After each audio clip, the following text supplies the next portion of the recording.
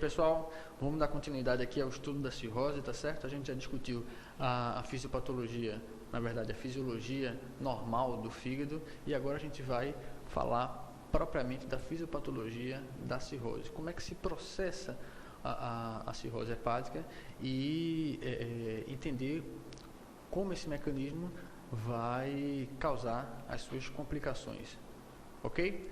Bom, primeiramente, o que é cirrose, certo? Então, a definição de cirrose é uma doença crônica, é uma doença crônica e ela tem uma definição histológica, ok? Então, cirrose é igual a histologia. Não existe outro exame que você pode definir a cirrose hepática sem ser o estudo histopatológico. Você pode sugerir que determinado doente tenha cirrose porque ele tem hipertensão portal, porque ele tem vários esôfagos, porque ele tem ascite, porque ele tem um fígado diminuído, porque ele tem um fígado nodular, mas você só pode afirmar com 100% de certeza, embora esse quadro seja quase certeza de que ele seja um portador de cirrose, através da histologia. Então, a cirrose, ela histologicamente é definida por uma alteração do parênquima hepático, quando você perde aquela estrutura conhecida dos ácidos hepáticos, dos lóbulos hepáticos, e toda essa estrutura ela é substituída por nódulos de regeneração. Os nódulos de regeneração são a tentativa do fígado cronicamente agredido de restaurar a sua configuração e a sua função normal. Só que, diante dessa agressão crônica, o fígado não tem tempo e não tem estrutura, digamos assim, para poder organizar os hepatócitos naqueles cordões, naqueles ácidos, e acaba formando nódulos desorganizados, que é a característica da cirrose, são esses nódulos de regeneração, certo? Isso gera uma alteração da arquitetura lobular e especialmente uma alteração da vasculatura intrahepática. Então, lembra disso. Fígado cirrótico, nódulo de regeneração e alterações da arquitetura vascular do fígado, certo? Então, quais são as etiologias que a gente pode sugerir para a cirrose? Então, a principal etiologia no mundo ocidental é hepatite C, certo? Quando a gente fala de mundo oriental, por conta da China, que tem bilhões de moradores, onde lá a hepatite B é a hepatite mais prevalente, a gente não pode dizer que a etiologia mais relacionada à cirrose seja a hepatite C, porque quando a gente bota a China na jogada, essa proporção pende para o lado da hepatite B. Mas no mundo ocidental, a hepatite C é a principal causa de cirrose, certo? E aí começa a ter uma variação. Nos Estados Unidos, as doenças metabólicas gordurosas, tá certo? A esteatohepatite está suplantando a doença alcoólica como principal etiologia de cirrose e principal motivo para transplante hepático nos Estados Unidos. Aqui no Brasil, a gente tem as hepatites virais, hepatite C, como principal causa de cirrose, em seguida a doença alcoólica, e em terceiro lugar, a gente tem as doenças gordurosas do fígado, e a esteatohepatite relacionada com diabetes, com obesidade e com dislipidemia. Bom, além das doenças metabólicas gordurosas, a gente tem as doenças metabólicas relacionadas ao depósito de ferro, que é hemocromatose primária. É uma doença rara, tá certo? Mas a gente tem que lembrar dessa possibilidade. Nas doenças virais, a gente lembra da hepatite C, da hepatite B e da associação de hepatite B com hepatite delta, principalmente aqui no Brasil, na região norte. A doença alcoólica é a segunda maior causa de cirrose. As hepatopatias medicamentosas, a gente tem que lembrar de metotrexato, alfa-metildopa, isoniazida como causas de hepatopatia crônica com progressão para cirrose. Entre as doenças autoimunes, a gente tem hepatite autoimune, cirrose biliar primária, ok? Doenças colestáticas, a gente tem cirrose biliar secundária causada por uma obstrução crônica das vias biliares iatrogênicas ou não, colangite esclerosante primária, que é uma doença autoimune, mas colocamos nas causas colestáticas, e a causa criptogênica. Causa criptogênica é quando a gente não consegue descobrir qual é o motivo da cirrotização do fígado daquele doente.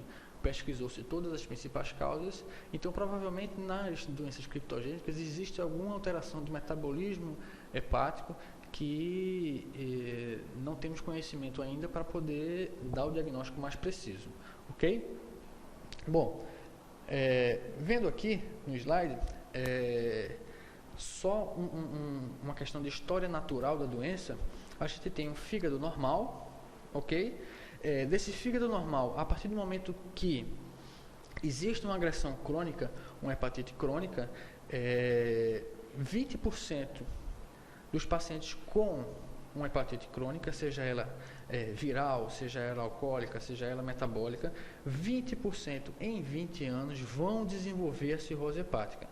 Então, não é a maioria dos doentes que têm uma hepatopatia crônica que vão evoluir para a cirrose, mas acontece que, à medida que os anos vão passando, uma proporção maior de pacientes vão adquirindo o risco de cirrotizar.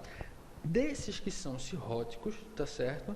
2 a 5% ao ano vão desenvolver a insuficiência hepática crônica, tá certo? Porque o paciente pode ser cirrótico estruturalmente, mas funcionalmente esse doente tem a função preservada, ele não tem insuficiência hepática crônica. Então, a cada ano, em média, 3% dos cirróticos vão começar a adquirir a insuficiência hepática crônica.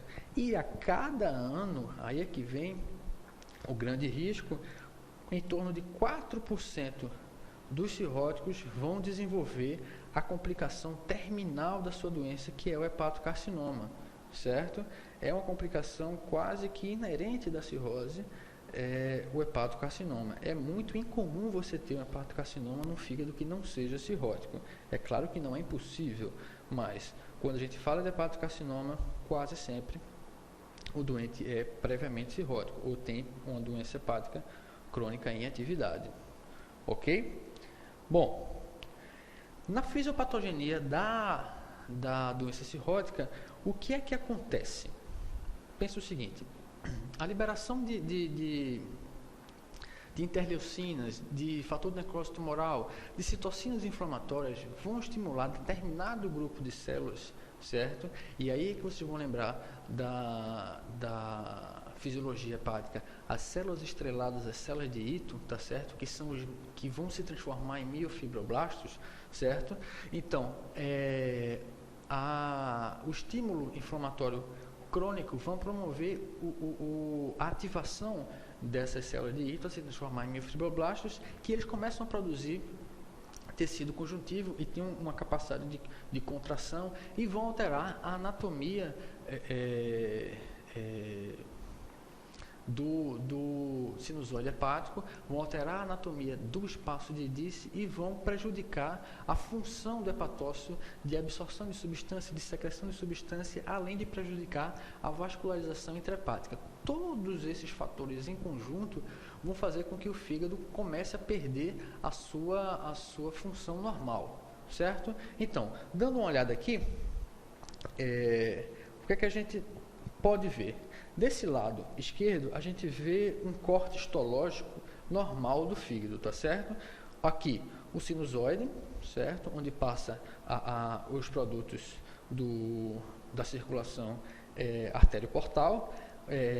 E aqui, o espaço de Dice, que é aquele espaço que a gente discutiu entre o sinusoide e o hepatócito. Aqui, um hepatócito preservado com suas microvílulos na membrana basolateral, aqui a formação dos canalículos biliares, ok? As células de Kupffer, células de defesa que ficam do lado sinusoidal do sinusoide hepático, e o grande culpado da cirrose é essa célula aqui, as células de Ito. As células de Ito, num funcionamento normal, ela é uma célula de armazenamento. Ela armazena vitamina A, armazena vitamina D, armazena vitamina E. Quando a gente tem um estímulo inflamatório, que aí não adianta discutir, são vários as citocinas e os fatores inflamatórios envolvidos. Essa célula de Ito, ela deixa de ser uma célula de armazenamento e se torna um miofibroblasto, ok? Nessa transformação, ela, além de produzir colágeno, um colágeno mais denso, um colágeno mais difícil de ser quebrado, certo? Ela ganha a capacidade de se contrair. Então, esse espaço de Disse, ele reduz, certo? E além disso, por conta desse colágeno mais espesso, certo? Esse espaço de Disse prejudica a troca das substâncias do sinusoide para o hepatócito. O hepatócito, ele não consegue mais receber fatores tróficos, fica difícil para oxigenação, e esse hepatócito acaba sofrendo e morrendo, sofrendo apoptose, ok? Então, aqui vai gerar fibrose, certo? E essa fibrose vai prejudicar as trocas do hepatócito, e esse hepatócito morre. Isso é o mecanismo bem básico da patogenia da cirrose hepática. Combinado? A gente indo para frente, o score de Metavi, certo? Está entre vários scores. A gente tem o score da Sociedade Brasileira de Patologia, a gente tem o ISHAQ, mas o Metavi, ele é o mais conhecido mundialmente, e ele foi criado para tornar fácil e graduar a atividade inflamatória e a fibrose do fígado, tá certo? Aqui, como é que a gente vê? Isso aqui é uma tríade portal, certo? E ali a gente tem o score de fibrose. Aqui é o score do lado esquerdo, é o score de inflamação, do lado direito o score de fibrose. Aqui é a tríade portal. Então, o Metavi, ele vai de A0 até A4. Do mesmo jeito para F de fibrose. A é de atividade inflamatória. F de fibrose vai de 0 até F4. Certo? A0 não existe inflamação. F0 não existe fibrose. Então, A4 é a inflamação mais intensa e F4 é a fibrose mais intensa, onde F4 é igual à cirrose. Certo? Se você pegar uma avaliação histopatológica onde diz que o paciente é F4, esse paciente é cirrótico, ok? Na avaliação da inflamação, a inflamação que é restrita ao espaço periportal é uma inflamação leve, uma inflamação A1. À medida que essa inflamação vai passando do espaço portal, ele começa a progredir para A2, aqui A3, certo? E quando a gente tem uma inflamação chegando a atingir uma veia centrolobular, tá certo? Atividade inflamatória e necrótica formando uma banda que eles chamam entre o espaço, a tríade portal e a veia centrolobular. Quando a gente tem isso aqui, já é uma atividade inflamatória A4. Esse raciocínio também vale para a avaliação da fibrose, certo? Então aqui, quando a fibrose está restrita ao espaço portal, é uma fibrose leve, uma fibrose F1. À medida que essa fibrose vai lançando septos finos entre um espaço portal e outro, é uma fibrose F2, ok? Quando essa fibrose começa a ficar mais densa, digamos assim, começando a querer delimitar um nódulo, tá certo? A gente tem uma fibrose, uma banda porto-portal, que a gente chama, o porto central. Isso aqui já é uma fibrose F3. E a partir do momento que essa fibrose se torna tão espessa e chega a formar um nódulo aqui, certo? Esse nódulo de regeneração, aqui a gente tem uma fibrose F4 que é igual à cirrose, certo? Nisso aqui a gente tem traves portocentrais, portoportais, delimitando um nódulo de regeneração. Aqui a gente tem cirrose hepática. Ok? Vendo aqui, isso aqui é um fígado normal, tá? A gente consegue ver tríade tríade portal, veia centrolobular, e aqui do lado direito a gente vê um fígado cirrótico, onde a gente tem nessa coloração as bandas fibróticas em azul, delimitando um nódulo de regeneração, certo? O doente desse lado direito já é um doente cirrótico, embora possa não apresentar a clínica da cirrose hepática, mas ele já é um doente cirrótico. Combinado?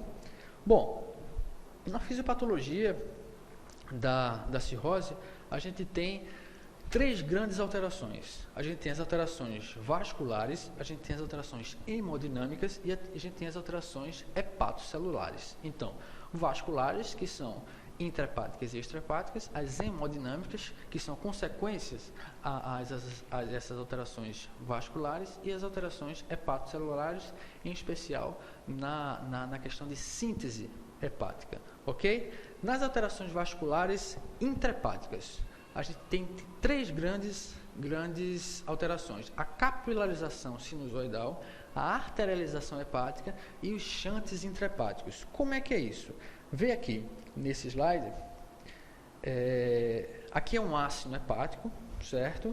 Aqui a gente tem a tríade portal, a via centrolobular e os cordões de hepatócitos. O que é capilarização sinusoidal? Se lembrarem lá da fisiologia normal do fígado, o sinusoide, ele nada mais é do que um capilar sanguíneo, só que com uma característica a mais. Nesse capilar, as células endoteliais, elas estão mais afastadas, certo? Elas permitem fenestras maiores, justamente porque isso faz com que as substâncias tenham uma difusão e uma troca muito mais fácil entre o hepatócito e o espaço sinusoidal. Então, o que é que acontece na capilarização sinusoidal? Por conta daquela fibrose que acontece no espaço de Disse, promovido pela célula estrelada ativada, a gente tem colágeno aqui nesse espaço de Disse, certo? E esse colágeno no espaço de Disse faz com que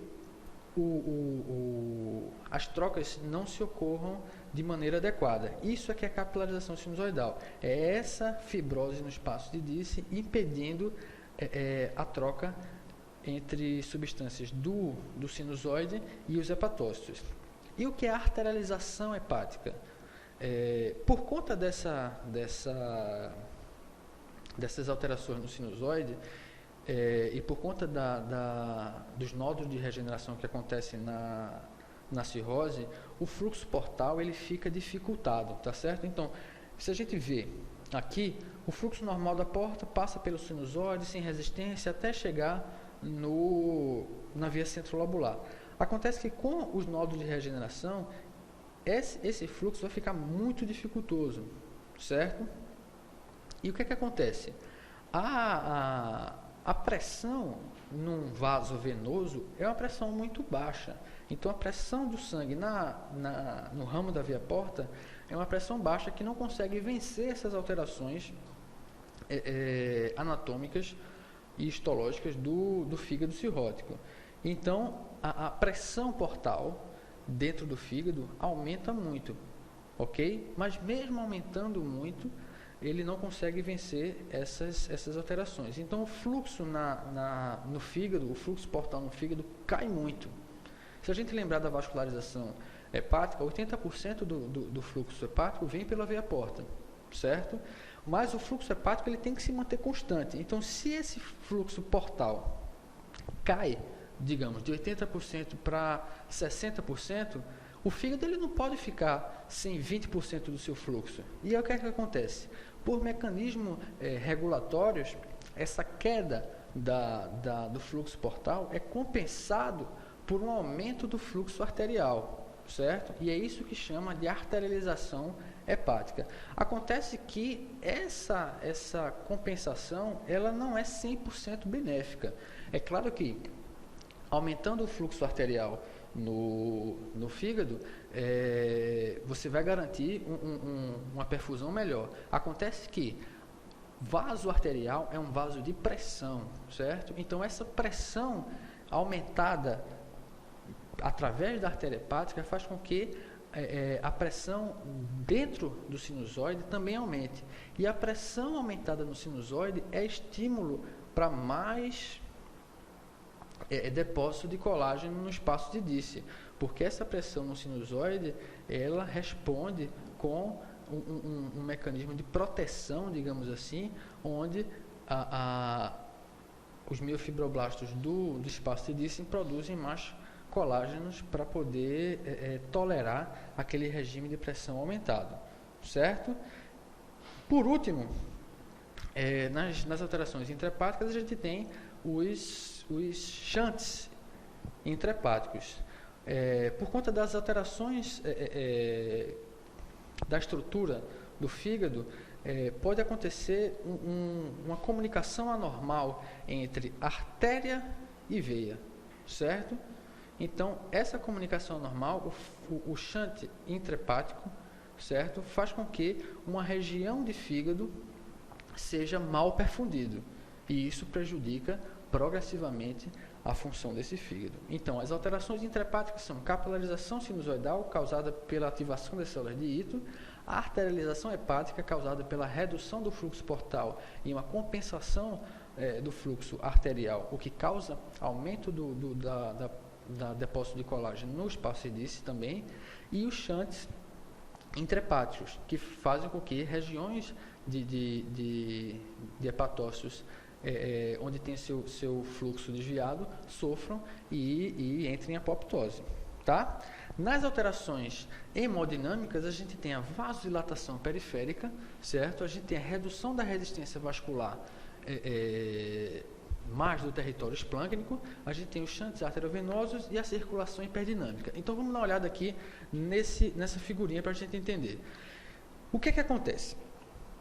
O grande ator nessas alterações é o óxido nítrico, tá certo?